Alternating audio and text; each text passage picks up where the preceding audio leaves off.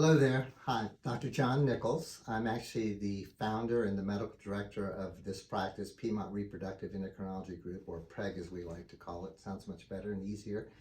And I want to talk a little bit about how this whole practice started, as well as this now our 20th anniversary of opening up PREG, and from a very small office up to now 5 different offices with 7 doctors, multiple providers covering a large area. But also want to introduce Faith Hi, into I'm this as Faith. well. I'm Faith Ripley. I'm the CEO here at PREG, and I've been with Dr. Nichols since we founded the practice 20 years ago. It was so interesting to see Dr. Nichols' dream for this practice, and he had such a vision for the way he wanted the practice to grow and to expand, and the way he wanted it to care for patients. So I found that very intriguing, and I thought that with his vision for the practice, and I knew how to run a business from being in hospital and surgery center and private practice for many years. I thought we could make this a huge success. And it's so exciting to see his dream come to fruition. We have had such a good experience at PREG. I think we've been able to maintain our core values. When Dr. Nichols and I were talking about forming the practice, we had a practice philosophy that we said we're going to take care of our patients, our doctors, our employees, and we're all going to take care of each other. And we've kept that to this day. So I think that's one of the things that really has helped our practice. Dr. Nichols and all the physicians put the patients first. And when you put the patients first and you take care of each other, the practice is bound to grow. Everything happens after that. Don't you agree, Dr. Nichols? Definitely, and it's been kind of a wild, crazy ride through all this. I finished my fellowship in 1995, so I've been doing this almost 30 years.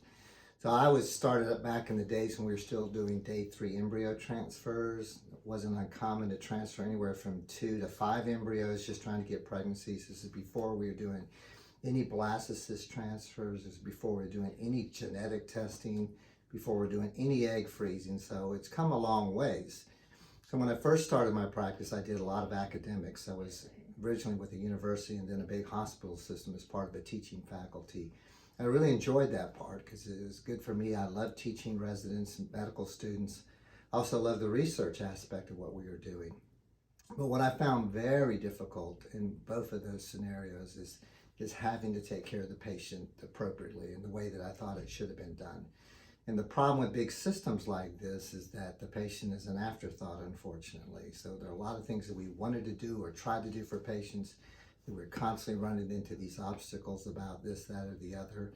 We don't have funds for a new ultrasound, or we can't get a new nurse when we were so busy and busting at the seams. And I thought this is not the way to take care of patients. And have patients be very unhappy, not with you as your care, but the system. And this was very difficult. And listen, infertility is already a tough journey.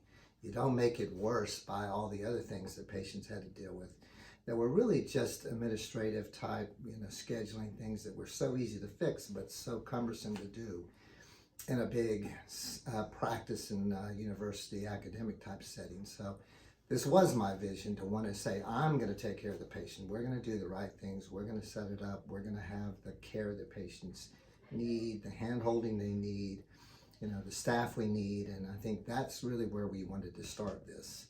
I originally, wanted to leave and set up my own practice here in Greenville, South Carolina. I was with the other practice that's here in town. I just wanted a small little boutique practice where we had patients. I took good care of them. But what happened is that because I think of what we did and our philosophy, this practice just exploded. Patients were coming and coming, and we were then recruited to go open up an office in Spartanburg. The Spartanburg system wanted us to have a presence there.